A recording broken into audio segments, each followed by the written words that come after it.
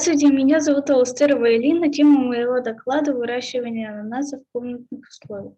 Гипотеза. Комнатные условия в северных особенностях климата с коротким световым днем во время длительной зимы подходят для выращивания и плодоношения ананасов. Хорошим стимулятором является ацетилен. Методы исследования. Поиск и анализ источников информации, справочники, тематические сайты, социальные сети в интернете. Проведение экспериментов в домашних условиях, наблюдение за растением, анализ результатов эксперимента.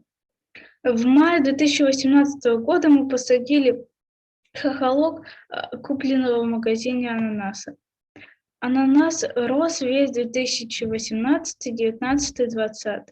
В мае 2020 мы его стимулировали с помощью химической реакции карбида кальция и воды. В сентябре ананас зацвел и дал плод. В январе плод созрел. Выводы. Ананас можно вырастить из верхушки купленного в магазине плода. Микроклимат городской квартиры подходит для укоренения и роста ананаса. Летняя погода на дачном участке возле города Якутска также подходит для роста ананаса. Короткий световой день в зимний период не влияет отрицательно на способность к цветению и плодоношению ананаса, но имеет отрицательное влияние на приживаемость и рост растений.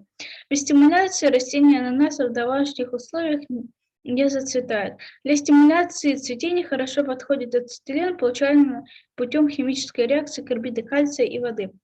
От момента стимуляции до созревания плода прошло 6 месяцев, а с момента посадки 2 года и 7 месяцев, что не отличалось от средних сроков, указанных в литературе.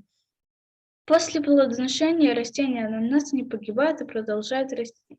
Мой эксперимент доказал возможность вырастить растение и получить плод ананаса из верхушки купленного в магазине плода в комнатных условиях города Якутска с северными особенностями климата, с коротким световым днем во время длительной зимы, и что ацетилен является хорошим стимулятором для цветения ананаса.